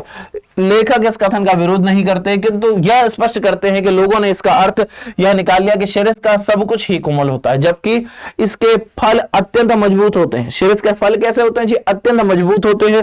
ये फल डालियों से इतने मजबूती से जुड़े रहते हैं कि नए फल आने पर भी स्थान नहीं छोड़ते और सूखने पर भी लटके रहते हैं। लेखक को यह फल उनके उन नेताओं की याद दिलाते हैं जो समय बदल जाने पर भी अपने पद से चिपके रहते हैं। जैसे बहुत सारे नेता हैं भारतीय राजनीति में भी कह लीजिए या फिर अन्य अन्य देशों की राजनीति में भी, कि समय हो गया, उम्र हो गई, पर उस पद से चिपके हुए हैं। ये नहीं कि अगले को मौका दे दें, लतिया के बाहर निकालना पड़ता है, तब जाके अगला उस जगह पर आ पाता है। लेखक को यह फल जो शिरस का फल है वो कैसा लगता है?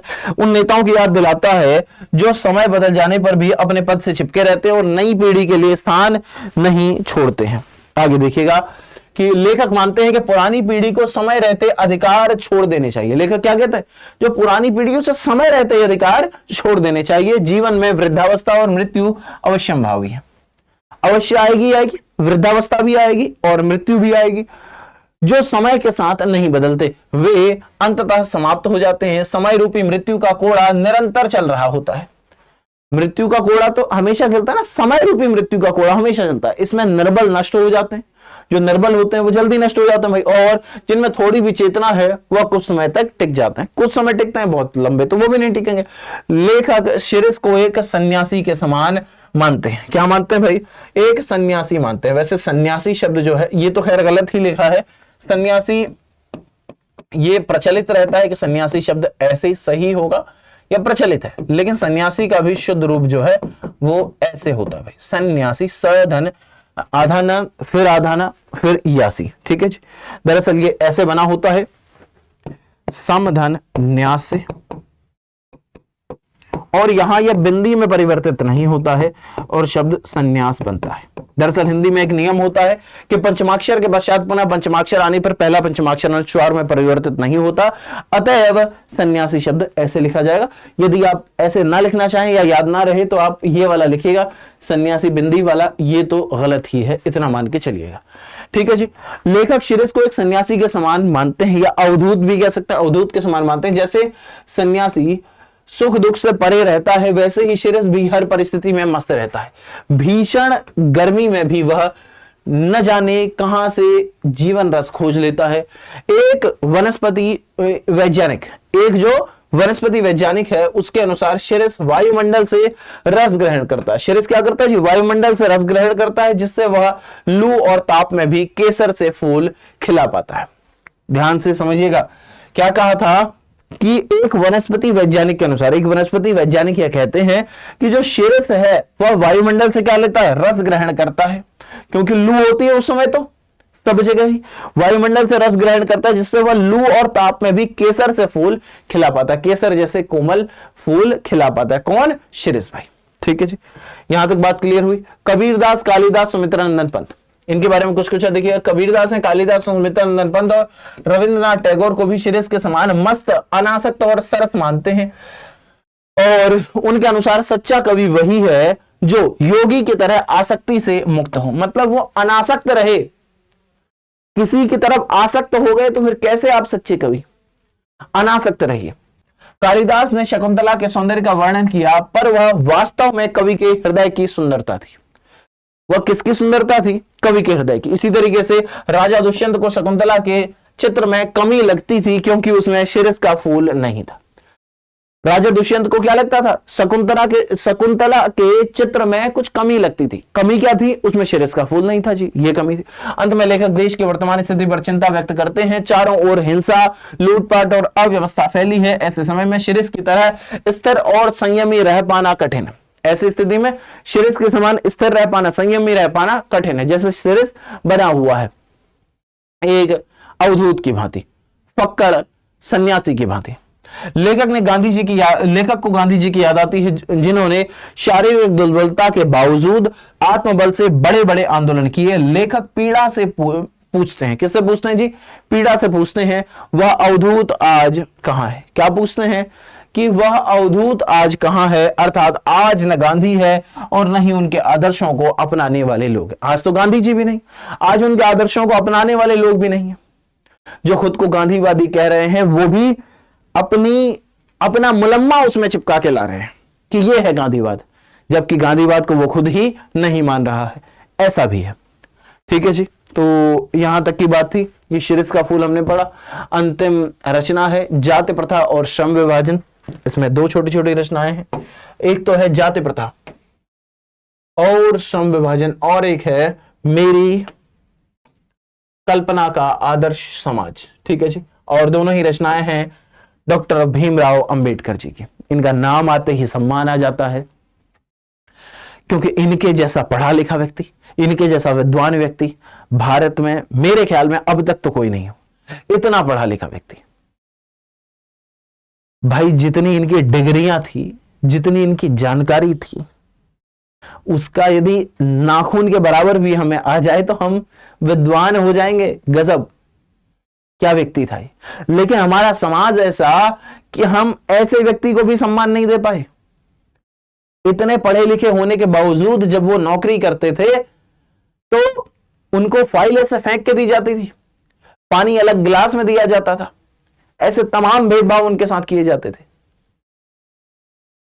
तो अभी देखते हैं इसे, जब समय मिले 12वीं के बाद तो एक बार आत्मकथा पढ़िएगा। आत्मकथा तो नहीं है, जीवनी है इनकी, भीमराव अंबेडकर जी की, किसी भी लेखक की पढ़ लीजिएगा। ठीक है, पर जीवनियां अलग अलग हैं, तो इनकी एक बार जीवनी आप पढ़िएगा, आपको काफी कुछ सीखने को मिलेगा। प्रस्तुत पाठ डॉक्टर भीमराव अंबेडकर के प्रसिद्ध भाषण एनिहिलेशन ऑफ कास्ट।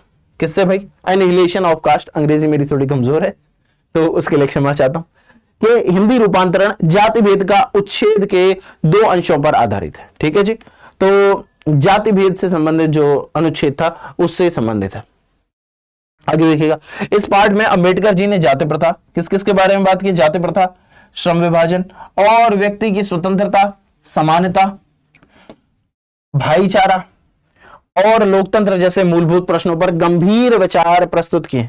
जाति प्रथा पर भी, हमारा देश जातियों में बैठा है भाई, कि ये ब्राह्मण है, ये क्षत्रिय है, ये वैश्य है, ये शूद्र है, ये अस्पृश्य है कि इसको छूना नहीं है, इसका छुआ खाएंगे नहीं। रसोई में यदि बिल्ली, घर में बिल्ली पालते हैं हम लोग, आप में से भी हो सकता है काफी लोगों के घरों में पाली हुई, यदि बिल्ली खाने को छू ले तो वो खाना अपवित्र नहीं है, जबकि वो जानवर है। और यदि कोई हमारा दलित भाई उसी खाने को छू ले तो वो खाना अछूत हो जाएगा, वो खाना अशुद्ध हो जाएगा। ऐसा हमारा समाज है। श्रम विभाजन है कि ये काम ब्राह्मणों के लिए निश्चित कर दिया, ये काम क्षत्रियों के लिए निश्चित कर दिया, ये काम वैश्यों के लिए निश्चित कर दिया और ये काम शूद्रों के लिए निश्चित कर दिया। इसी तरीके से व्यक्ति की स्वतंत्रता, बात करते हैं यहां अंबेडकर जी की, व्यक्ति की स्वतंत्रता किस प्रकार होनी चाहिए। और भारत का संविधान है उसमें जो प्रस्तावना है वहां भी स्पष्ट ये बातें लिखी गई हैं कि हम भारत के लोग भारत को एक संपूर्ण प्रभुत्व संपन्न समाजवादी पंथ निरपेक्ष लोकतंत्रात्मक गणराज्य बनाने के लिए, उसमें सारी बातें स्वतंत्रता, समता, बंधुता, ये सारी बातें हैं। ठीक है जी, व्यक्ति की स्वतंत्रता, समानता, भाईचारा और लोकतंत्र जैसे मूलभूत प्रश्नों पर गंभीर विचार प्रस्तुत किया है। आगे देखिएगा, अंबेडकर जी कहते हैं कि आधुनिक युग में भी जातिवाद के समर्थकों की कमी नहीं है। कह रहे हैं ये जो आधुनिक युग चल रहा है उसमें भी जातिवाद के समर्थकों की कमी नहीं है। वे जाति प्रथा के समर्थन में यह तर्क देते हैं कि समाज में कार्य कुशलता के लिए कार्य विभाजन आवश्यक है। क्या कह रहे हैं लोग? कि जो कार्य कुशलता है उसके लिए कार्य विभाजन आवश्यक है। अच्छा जी, अंबेडकर जी कह रहे हैं कैसी बात कर रहे हो यार? अच्छा, यही कार्य कुशलता है तो ठीक है भाई, बताओ, नाली तुम साफ कर लो और बाकी पूजा पाठ इत्यादि और जो पढ़ाने का काम है या अन्य काम है, वकालत का काम है, वो हम कर लेते हैं। बताइए, कुछ इस तरीके की बात। तो कार्यकुशलता के लिए विभाजन आवश्यक है, ऐसा लोग कहते थे, तर्क दिया करते थे। और जाति प्रथा उसी का एक रूप है। किंतु अंबेडकर जी इस तर्क को पूरी तरह अस्वीकार करते थे। अंबेडकर जी कहते थे कि यह तर्क ठीक नहीं है, पूरी तरीके से अस्वीकार्य है। उनके अनुसार जाति प्रथा केवल काम का बंटवारा नहीं है, यह केवल काम का बंटवारा नहीं था, केवल काम नहीं बटा है, बल्कि मनुष्यों का भी बंटवारा है। फिक्स कर दिया कि भाई ये जाटव का बेटा है तो ये यही काम करेगा, ये तिवारी जी का बेटा है तो ये यही काम करेगा, यह फिक्स कर दिया, जबकि यह ठीक नहीं था। ऐसा कौन कहते हैं? बाबा साहब अंबेडकर कहते हैं यह मनुष्य को जन्म से ही ऊंच नीच में बांट देती है। भाई जन्म से ही हो जाता है ना कि यह दलित वर्ग का है, इसका तो छुआ भी नहीं खाना है, छोटा बच्चा है वो, कैसी बात कर रहे हो, इतना मासूम सा। और वैसे भी मैं जैसे कबीरदास जी ने कहा है कि घट घट अंतर तू ही व्यापे धरे स्वरूप सोई, हर व्यक्ति के अंदर भाई ईश्वर है, तो फिर आप किसी व्यक्ति को अस्पृश्य कैसे कह सकते हो? उसके अंदर भी तो ईश्वर है, उसके भीतर भी तो परमात्मा है। देखिएगा अंबेडकर जी स्वीकार करते हैं कि समाज के विकास के लिए श्रम विभाजन आवश्यक है। क्या कहते हैं अंबेडकर जी? कि समाज के विकास के लिए श्रम विभाजन तो आवश्यक है, ठीक माना, परंतु वह विभाजन जाति के आधार पर नहीं होना चाहिए। कह रहे हैं कि श्रम विभाजन तो हो ठीक है, लेकिन जाति के आधार पर नहीं होना चाहिए श्रम विभाजन, बल्कि व्यक्ति की योग्यता, व्यक्ति यह निर्णय करे व्यक्ति की कैसी योग्यता है। अब मान लीजिए मेरी योग्यता पढ़ाने में है, मुझे पढ़ाना पसंद है और मुझे जानकारी भी ठीक ठाक है अपने विषय की, पर मुझसे कहा जाए कि आप पढ़ाओ नहीं, ये काम आपका नहीं, आप एक काम करो पेड़ पर चढ़ो और वहां से लकड़ियां काट के लाओ, या कुल्हाड़ी चला के ये जो बड़े बड़े लकड़ी के तुम्बे रखे हैं, लकड़ी जो रखी हैं, इनको फोड़ो, इनको अलग अलग करो, ऐसा कुछ जो भी है, लकड़ियों को फाड़ो। तो व्यक्ति की योग्यता, रुचि और क्षमता के आधार पर होना चाहिए। भारतीय जाति प्रथा की सबसे बड़ी त्रुटि यह है कि इसमें पहले समाज को ब्राह्मण, क्षत्रिय, वैश्य, शूद्र, कायस्थ जैसे वर्गों में बांट दिया जाता है और फिर उन्हें वर्गों के अनुसार कार्य निर्धारित कर दिए जाते हैं। पहले तो वर्गों में बांट दिया, उसके बाद कार्य निर्धारित करते हैं, योग्यता तो देखिए ही नहीं, समझ रहे? परिणाम स्वरूप ब्राह्मण का पुत्र ब्राह्मण का ही कार्य करेगा और लोहार का पुत्र लोहार का ही, चाहे उसमें रुचि हो या ना हो। ऐसा हो सकता है कि कोई ब्राह्मण का पुत्र हो लेकिन उसे ब्राह्मण के कार्य में रुचि नहीं है, वो किसी और कार्य में रुचि रखता हो, लेकिन उसे वह कार्य करना होगा। इसी तरीके से कोई लोहार है तो लोहार के बेटे को लोहार का ही काम करना होगा। ऐसा आगे देखिएगा, अंबेडकर जी कहते हैं कि यदि एक क्षण के लिए जाति प्रथा को श्रम विभाजन मान भी लिया जाए, कह रहा है कि यदि एक क्षण के लिए, क्षण भर के लिए मैं ये मान भी लूं कि जो जाति प्रथा है उसे मैं श्रम विभाजन भी मान लूं, तब भी यह स्वाभाविक और न्याय संगत नहीं है। तब भी यह कैसा है? स्वाभाविक नहीं है और न्याय संगत नहीं है, क्योंकि इसमें व्यक्ति की इच्छा और रुचि का कोई स्थान ही नहीं है। भाई मुझे वकालत पसंद है कि नहीं है, ये तो मेरी रुचि होनी चाहिए। जैसे आज भी बच्चों पर यह प्रेशर रहता है कि आईआईटी करनी है बेटा, तूने जेईई का एग्जाम क्रैक करना है, इसी तरीके से नीट का एग्जाम क्रैक करना है बेटा, डॉक्टर बनना है। अरे यार उसका मन ही नहीं है नीट में, उसका मन ही नहीं है जेईई में, उसका मन है रिपोर्टर बनने का, वो रिपोर्टर बनना चाह रहा है, उसका बहुत मन करता है न्यूज को कवरेज करने, लेकिन दबाव क्या है कि नहीं या नीट कर या जेईई कर। क्या बात हुई भाई? प्रेशर है ना, तो क्या वो काम अच्छा कर पाएगा? शायद नहीं कर पाएगा। अगर वो अपनी रुचि का काम करता तो बहुत अच्छा करता। जैसे वो 3 इडियट मूवी में था कि वो फोटोग्राफर बन जाता है, क्या नाम होता है उसका, नाम बताना एक बार कमेंट में। जो फोटोग्राफर बनता है, एक तो रणछोड़ दास चांचड़ जो रेंचो है वो, और एक राजू होता है, और क्या होता है वो, फरहान, क्योंकि उसे उसमें रुचि थी और वो बाद में बहुत अच्छा काम भी करता है, उसकी काफी सारे बुक्स भी पब्लिश होती हैं, ऐसा दिखाया है उस मूवी में। तो वैसे ही है, रुचि का होना आवश्यक है। व्यक्ति के जन्म से पहले ही यह तय कर दिया जाता है कि वह भविष्य में कौन सा कार्य करेगा। यही जाति प्रथा का सबसे बड़ा दोष है। यही क्या है जी? जाति प्रथा का सबसे बड़ा दोष है। वे स्पष्ट कहते हैं कि प्रत्येक व्यक्ति को अपनी रुचि के अनुसार पेशा चुनने की स्वतंत्रता मिलनी चाहिए, कि हर व्यक्ति को यह स्वतंत्रता होनी चाहिए कि वह क्या पेशा चुने। वो क्या काम करे, यह रुचि होनी, यह स्वतंत्रता होनी चाहिए उस व्यक्ति के पास। यदि कोई ब्राह्मण का पुत्र सैनिक, वैज्ञानिक या इंजीनियर बनना चाहता है तो उसे यह अधिकार होना चाहिए। भाई ब्राह्मण का पुत्र चाहे मैं सैनिक बनना चाहूं तो बन जाऊं ना, समझ रहे? जैसे भाई कोई व्यक्ति जन्म से ब्राह्मण है, वो सोचे कि मुझे वैज्ञानिक बनना है तो वो बन जाए, उसको केवल ब्राह्मणी कार्य में ना रहना पड़े। इसी तरीके से सभी के काम है, तभी युवक वर्ग अपनी पूरी क्षमता से समाज और राष्ट्र के निर्माण में योगदान दे सकेगा। अंबेडकर जी आगे बताते हैं कि जाति प्रथा व्यक्ति को जीवन भर एक ही पेशे में बांध देती है, चाहे वह पेशा उसके लिए उपयुक्त हो या ना हो। अब भाई मछली से कहा जाएगा तो पेड़ पर चढ़, तो क्या वो चढ़ जाएगी? नहीं चढ़ पाएगी ना। तो रुचि होनी चाहिए उसको, वो काम कर भी पाएगा कि नहीं, जबरदस्ती नहीं थोपा जाना चाहिए ना। उससे उसका और उसके परिवार का पालन पोषण हो पाएगा या नहीं, वह पेशा बदल नहीं सकता, वो व्यक्ति अपना पेशा बदल नहीं सकता। भाई आगे देखिएगा, विपरीत परिस्थितियों में भी कार्य करने की स्वतंत्रता, कार्य बदलने की स्वतंत्रता न होना व्यक्ति को भुखमरी और बेरोजगारी की ओर धकेल देता है। विपरीत परिस्थितियां भी होंगी ना, तब भी वो काम नहीं बदल पाएगा अपना, क्योंकि अधिकार ही नहीं है, समाज उसे मानेगा ही नहीं। इस प्रकार जाति प्रथा भारत में बेरोजगारी और गरीबी बढ़ाने में भी सहायक है। जाति प्रथा के कारण बेरोजगारी बढ़ती है। आज भी आप यदि देखेंगे कि जो स्वच्छक हैं पूरे भारत में देख लीजिएगा, उनमें 90% दलित जाति से ही, और दलितों में भी एक ही जाति विशेष से हैं। वैसे क्यों? क्या उनको रुचिकर है वो काम? समाज चाहता है कि वो उसी काम में प्रवृत्त हो, दूसरा काम करने ही नहीं देते हैं उन्हें।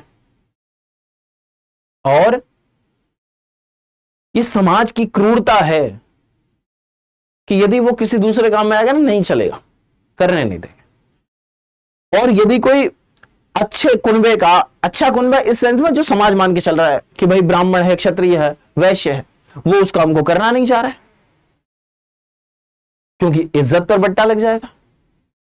ऐसा देखिएगा, श्रम विभाजन की दृष्टि से भी जाति प्रथा दोषपूर्ण है। श्रम विभाजन की दृष्टि से क्या है? जाति प्रथा दोषपूर्ण है भाई, क्योंकि जब व्यक्ति बेमन से कोई कार्य करता है तो वह पूरी लगन और कुशलता से नहीं कर पाता। ऐसे में न तो व्यक्ति का विकास होता है, न ही समाज का। इसलिए जाति प्रथा आर्थिक दृष्टि से हानिकारक है। जाति प्रथा कैसी है जी? आर्थिक दृष्टि से हानिकारक है। ठीक है जी, यहां तक की बात समझ में आई कि जैसे बापू सेहत के लिए तो हानिकारक है, वैसे जाति प्रथा देश के लिए हानिकारक है, आर्थिक दृष्टि से भी और अन्य दृष्टियों से भी।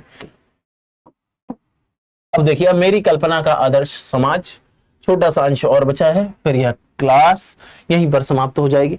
अंबेडकर जी अपनी कल्पना से आदर्श समाज को स्वतंत्रता, समता और भाईचारे पर आधारित बताते हैं कि जो आदर्श समाज हो वह कैसा होना चाहिए।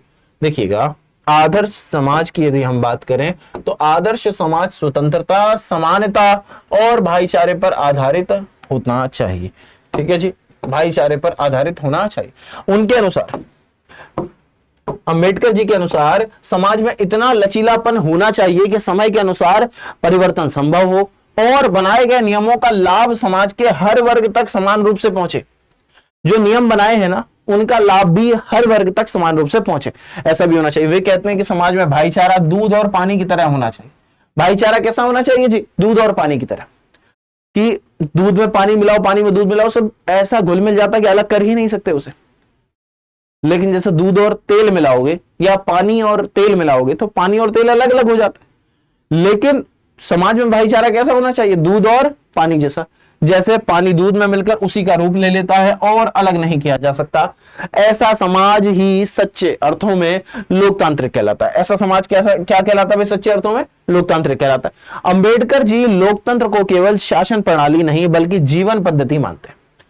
कह रहे हैं कि केवल शासन प्रणाली नहीं है लोकतंत्र, ये क्या है?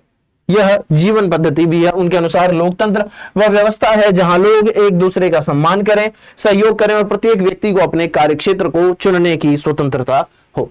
वे प्रश्न उठाते हैं कि जब हमें जीवन, स्वतंत्र आवागमन और संपत्ति रखने का अधिकार मिल सकता है तो मनचाहा पेशा चुनने का अधिकार क्यों नहीं?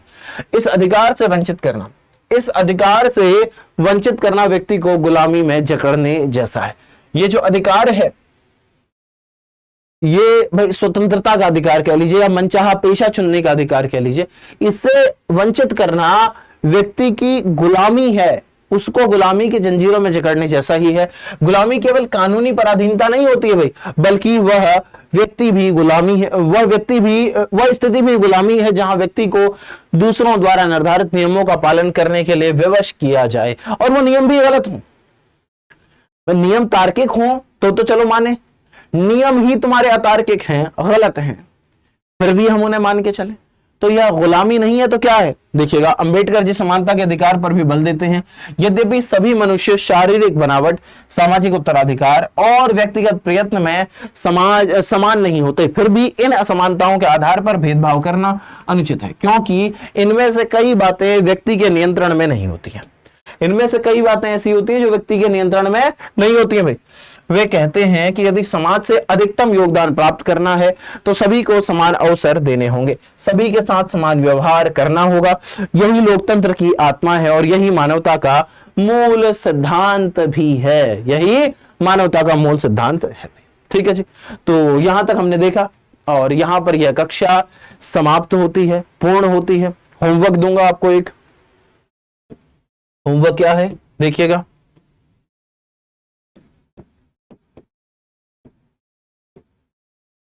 होमवर्क यह है आपके लिए कि सभी अध्यायों के नाम लिखने, आपने अध्याय ऐसे और फिर लेखक ऐसे, नंबर 1, नंबर 2, नंबर 3, नंबर 4, ये आपका होमवर्क रहेगा। 6 अध्याय आज हमने पढ़े, 6 के 6 अध्यायों के नाम और उनके लेखक आपने कमेंट सेक्शन में लिखने हैं और ये करिएगा जरूर। ठीक है जी, ये लिखिएगा जरूर। ये काम कहां आएगा लेखक? जैसे पूछा नहीं जाएगा आपसे कि भक्तिन अध्याय किसके द्वारा लिखित है, आपने जब उत्तर लिखना है तो वहां इसका प्रयोग करना है कि महादेवी द्वारा रचित भक्तिन अध्याय में या महादेवी द्वारा रचित भक्तिन नामक संस्मरणात्मक रेखा चित्र में ऐसा ऐसा कहा गया है। तो इस तरीके की भाषा जब हम प्रयोग करते हैं तो नंबर मिलने की संभावना बढ़ जाती है। ठीक है जी, तो इतना ही करते हैं। और कोई परेशानी हो, कोई शंका हो, कहीं कोई बात नहीं समझ में आई हो तो आप कमेंट कीजिएगा, मैं कमेंट देखूंगा और आपका जवाब जरूर दूंगा। ठीक है जी, तो आप लोग पढ़ते रहिए, खुश रहिए, मस्त रहिए, परीक्षा की तैयारी में लगे रहिए, रिवीजन ज्यादा से ज्यादा कीजिए। Revision is the division, revision is the division and revision is the division. ध्यान रखिएगा, पढ़ते रहिए, खुश रहिए, मस्त रहिए, रिवीजन करते रहिए। धन्यवाद, जय हिंद, bye bye, take care and love you all. अब एग्जाम की तैयारी को और बेहतर करने के लिए हमारे चैनल को लाइक, शेयर और सब्सक्राइब करना ना भूलें।